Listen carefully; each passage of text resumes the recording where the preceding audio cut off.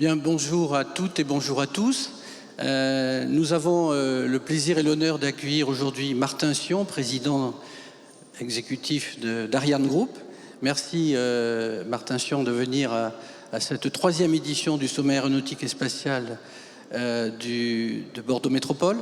Monsieur le Président, vous avez été nommé en avril dernier président exécutif d'Ariane Group, qui est, je le rappelle, une co-entreprise détenue par Airbus et Safran.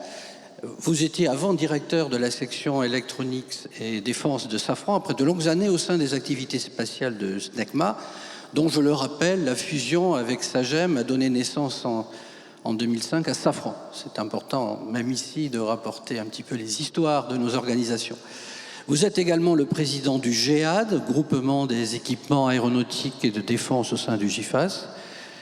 Vos trois priorités, avez-vous dit, sont le premier vol du lanceur Ariane 6, la montée en puissance de ce magnifique projet industriel et puis un modèle d'exploitation équilibré à stabiliser. Ma première question sera très large et très simple. Vous êtes arrivé à Ariane Group il y a aujourd'hui 6 mois.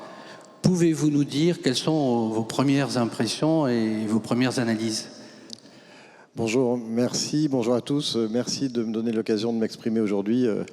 C'est particulièrement important à Bordeaux parce que j'ai 3400 salariés qui travaillent dans la métropole, entre Saint-Médard, Le Haillan et Issac. Alors, quelle vision sur Ariane Group après 6 mois ? Je savais que c'était compliqué, mais je trouve que ce qui l'illustre le mieux, c'est un certain nombre de paradoxes. J'ai le paradoxe d'un programme Ariane 6 qui a des difficultés, c'est public, on sait qu'il y a du retard. Et puis en même temps, j'ai un programme M51 qui a été lancé en même temps et qui est en train d'arriver à son terme dans les temps, d'une manière satisfaisante. J'ai des équipes qui parfois doutent de leur capacité à faire face à tous les changements qui existent aujourd'hui dans le domaine du spatial. Et puis en même temps, quand on les rencontre, il y a des technologies incroyables ici sur les matériaux à haute température à Bordeaux. Il y a des compétences hors du commun. Et puis, j'ai des questions sur, on parle d'Ariane 6, sur est-ce que c'est le bon lanceur ? Et on n'a pas encore fait le premier lancement. On a déjà 28 lancements qui sont encarnés. C'est une situation qui est assez inhabituelle. Et puis, au niveau européen, je pense qu'il n'y a jamais eu une aussi forte préoccupation d'un accès souverain à l'espace. Tout le monde voit bien l'enjeu. Et puis jamais les pays ont eu autant de mal à converger pour savoir comment on va y répondre. Donc plus de paradoxes que ce à quoi je m'attendais.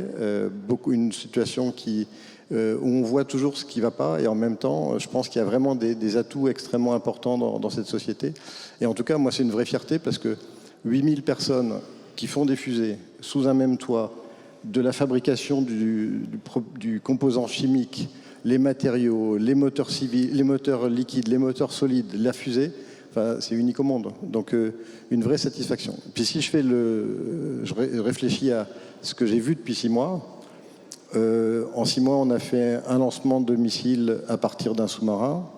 On a fait 2 vols Ariane 5, dont une mission qui était pour aller sur Jupiter, voir si dans les satellites de Jupiter, il y a un environnement propice à la vie. On a fait 2 missions pour un lancement pour 2 satellites militaires, français et allemands.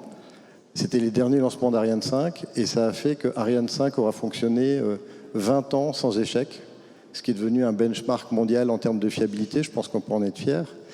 Et puis en même temps, on a testé pas loin d'ici le premier démonstrateur de planeur hypersonique en Europe.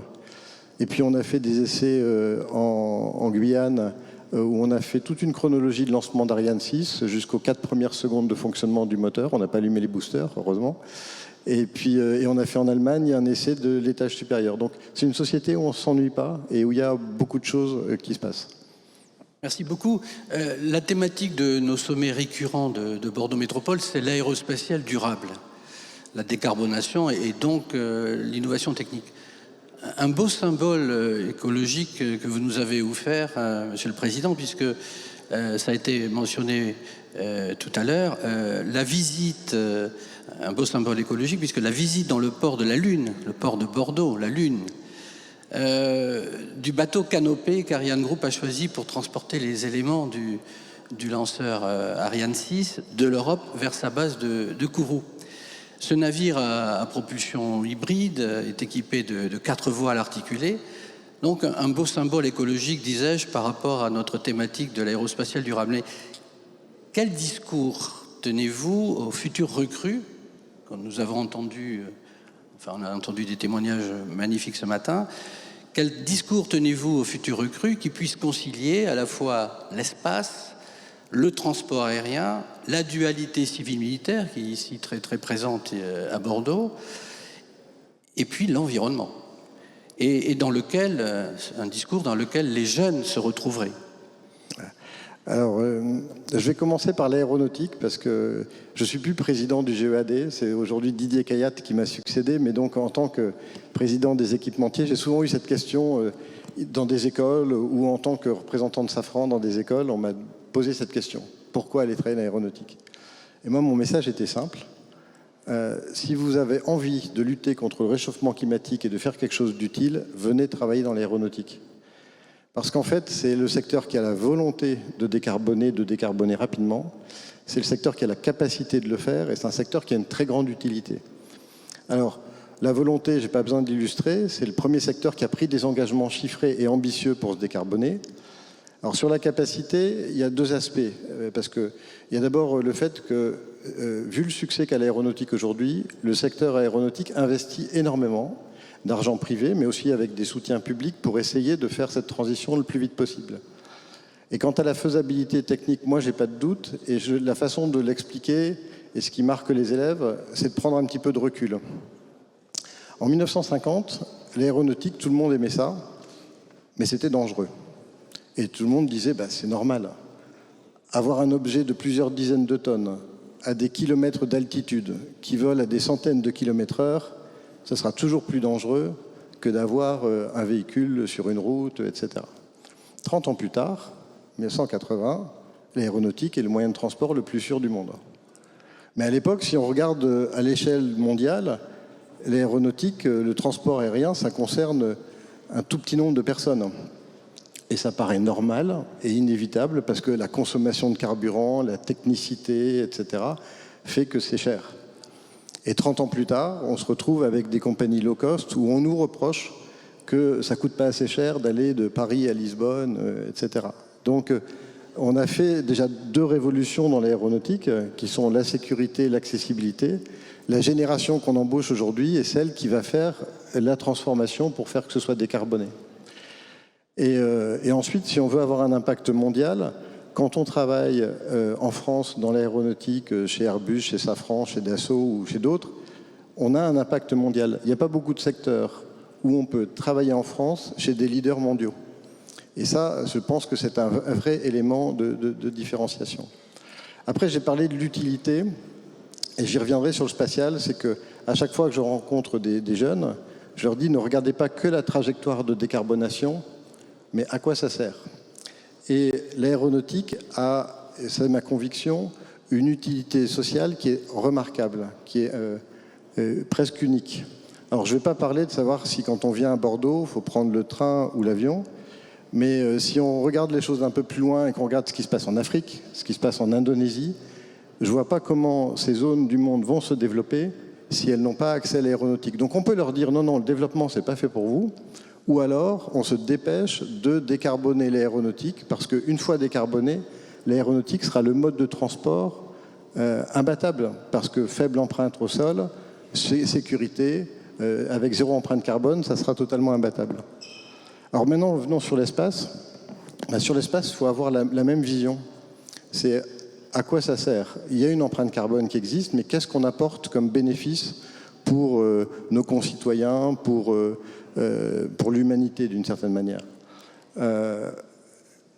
L'avantage du spatial, c'est que c'est global. On adresse toute l'humanité. Quand vous faites de la météorologie, quand vous faites de la climatologie, quand vous calez des modèles qui permettent de savoir comment évolue le réchauffement climatique, et bien en fait, vous rendez un service à toute l'humanité. Quand vous faites de la télécommunication qui permet au cœur de l'Afrique d'avoir accès à Internet, vous rendez service à toute l'humanité. Pareil sur l'exploration. Aller chercher la trace de vie sur les satellites de Jupiter ou avec James Webb qui a été lancé par Ariane 5, aller voir l'origine de l'univers, c'est quelque chose qui, à mon avis, est extrêmement motivant. Donc, on a, je pense, la chance, aussi bien dans l'aéronautique que dans le spatial, de travailler pour des missions, pour une utilité sociale qu'il faut qu'on mette en avant. Alors, évidemment, ça ne veut pas dire qu'il ne faut rien faire sur la décarbonation de nos opérations dans le spatial. Ça a déjà été cité, vous l'avez cité, chez Ariane Group, on a pris des enjeux, on s'est pris des objectifs assez ambitieux, puisqu'en fait, une grande partie de notre empreinte carbone, ce n'est pas la mission, c'est la production de nos produits. Donc typiquement, vous avez parlé de canopée, donc on a choisi un bateau à voile. Ce n'est pas nous qui avons dit qu'il doit être à voile, mais on avait mis un objectif de réduction forte de l'empreinte carbone.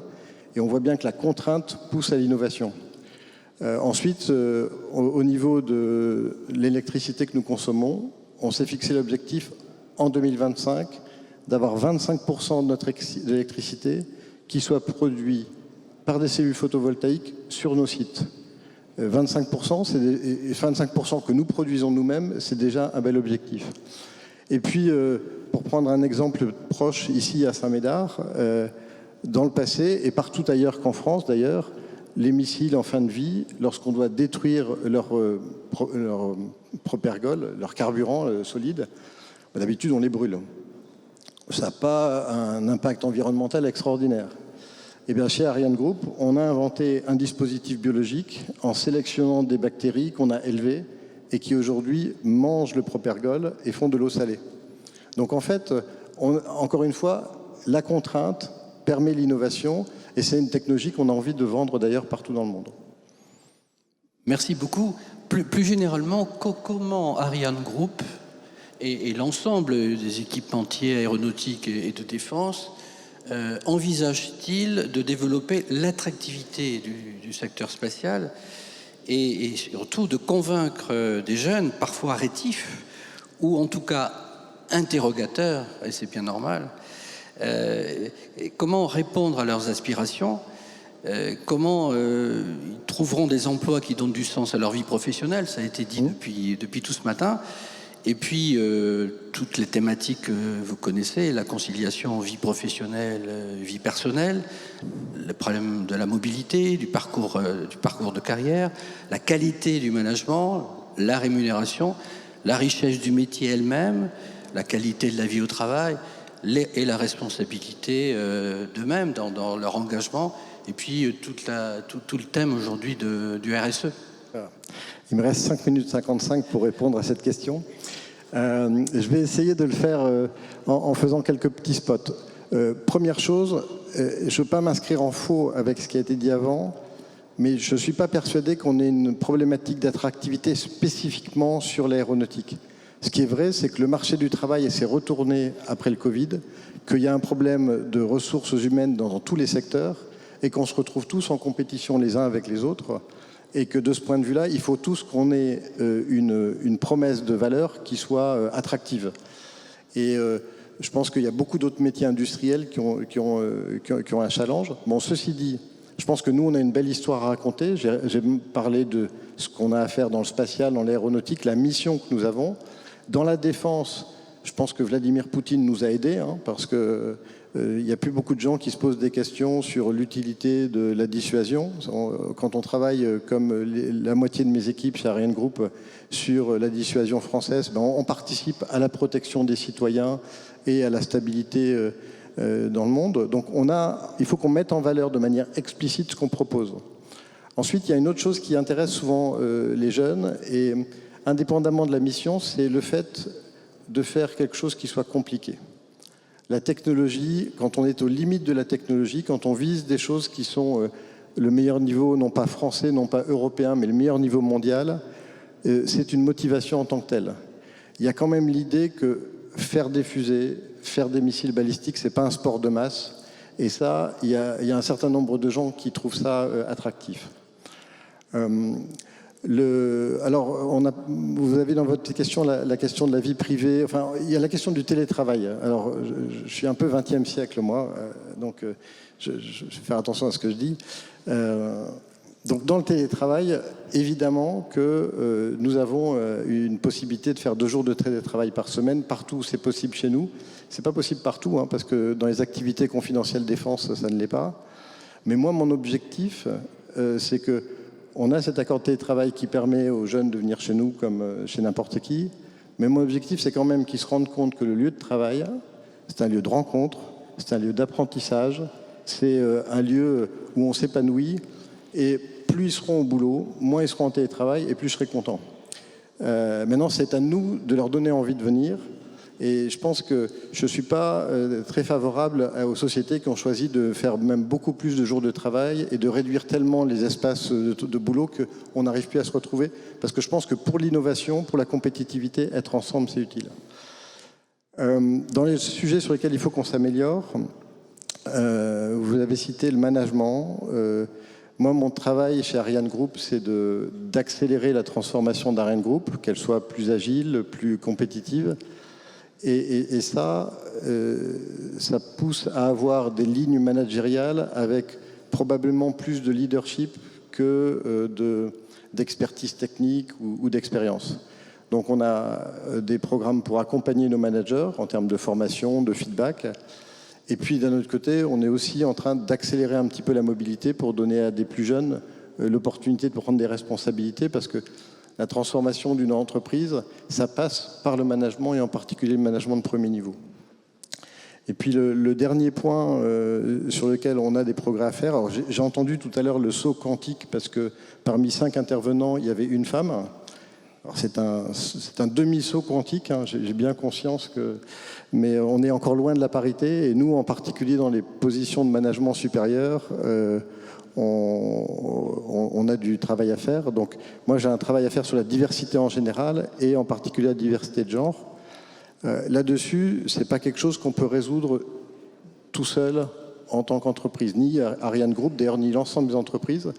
Parce que moi, je suis toujours désespéré, j'ai travaillé avec des écoles sur le faible niveau de féminisation des formations qui préparent au métier de l'aéronautique et de l'espace.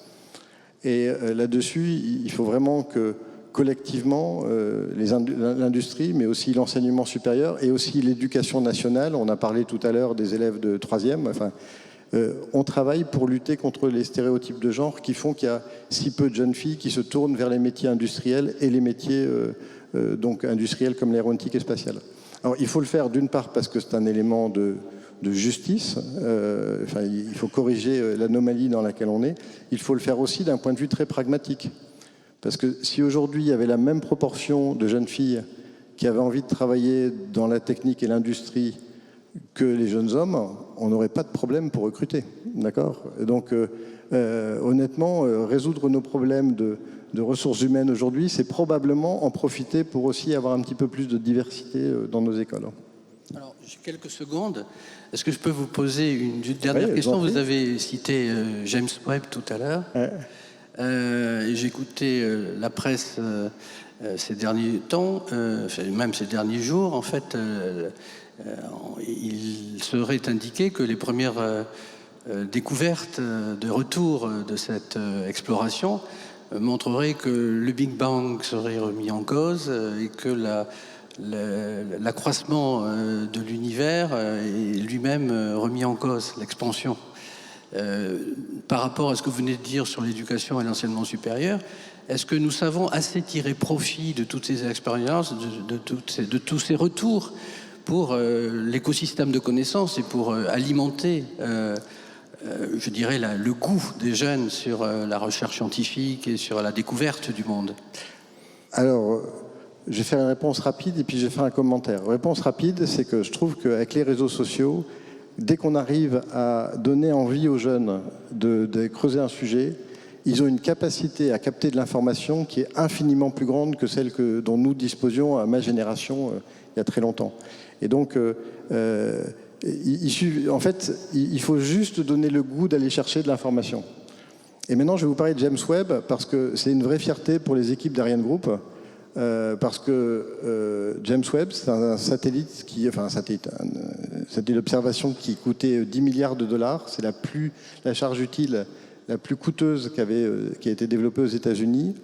Et le fait qu'on l'ait confié à Ariane 5 pour être lancé, c'était déjà une marque de confiance incroyable pour mes équipes, parce que vous doutez bien que si s'était passé quelque chose, ça aurait été une catastrophe nationale. La deuxième chose, c'est que parce qu'on a injecté le satellite sur une orbite parfaite, on a doublé la vie du satellite. C'est-à-dire qu'en fait, c'est comme si on avait divisé par 2 son coût, d'accord ? Donc on a fait gagner une somme folle à la NASA, au point que l'administrateur de la NASA est venu au Muro passer une demi-journée pour remercier les équipes, ce qui était inimaginable. Et maintenant, cerise sur le gâteau, pourquoi est-ce qu'on a été si précis ? Probablement parce que chez Ariane Group, on ne fait pas que Ariane 5, mais on fait aussi du M51. Et là, il vaut mieux savoir où est-ce qu'on lance les objets. Voilà. Donc la dualité, ça a des retombées un peu partout, y compris dans les partenariats internationaux. Merci. Et on ne s'arrêterait pas à vous écouter. Merci beaucoup, Martin Sion. Merci.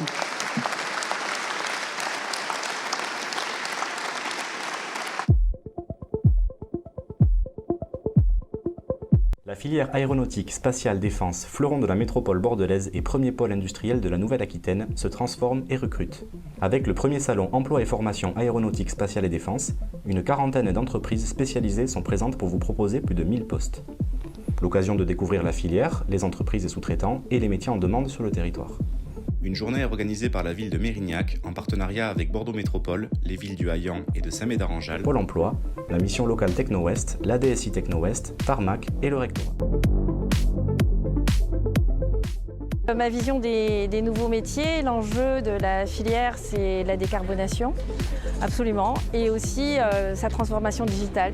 Donc l'ensemble des métiers vont être tournés vers ces nouvelles transitions avec une nouvelle technique autour de l'intelligence artificielle, autour de la cybersécurité, de la gestion des big data et sur la façon de pouvoir utiliser ces technologies au service de la décarbonation. Par exemple, nous, chez Thales, on travaille beaucoup sur l'amélioration des trajectoires et ce qu'on appelle les green opérations qui vont nous permettre de gagner 10% d'impact carbone à très court terme. Alors les nouveaux métiers de l'aéronautique sont en pleine évolution. Il y a l'apparition de nombreuses nouvelles technologies, que ce soit autour de l'industrie 4.0, des nouvelles solutions d'assemblage aéronautique qui nécessitent de nouveaux développements et en particulier il y a effectivement tout l'aspect aussi décarbonation, conception de nouveaux programmes d'avionique avec de nouvelles motorisations et structures qui vont nécessiter des développements et de nouvelles compétences et nouvelles organisations de l'industrie. La filière est très attractive, souhaite être très attractive et aujourd'hui on sait que nos salariés sont en recherche de sens d'une part et je pense que la filière a beaucoup à offrir dans ce cadre-là puisque justement la décarbonation c'est l'enjeu principal de la filière et donc on a la possibilité en venant travailler dans l'aéronautique de contribuer à cette transition et de pouvoir continuer à apporter le service aux populations tout en diminuant l'impact sur la planète. L'un des enjeux importants de la filière, c'est aussi sa féminisation. 50% de la population est féminine. Mesdames, venez dans l'aéronautique. Alors les enjeux de recrutement dans l'aéronautique, nous concernant et sûrement concernant la plupart des acteurs, sont basés sur le fait qu'il est très difficile de recruter, que la nouvelle génération d'ingénieurs n'a pas une appétence très forte pour l'industrie. Donc l'enjeu c'est de mettre en œuvre les moyens dans les écoles et au niveau des industries pour attirer les jeunes, attirer ces talents je dirais, et surtout leur proposer des carrières et une vision sur leur avenir dans ce métier.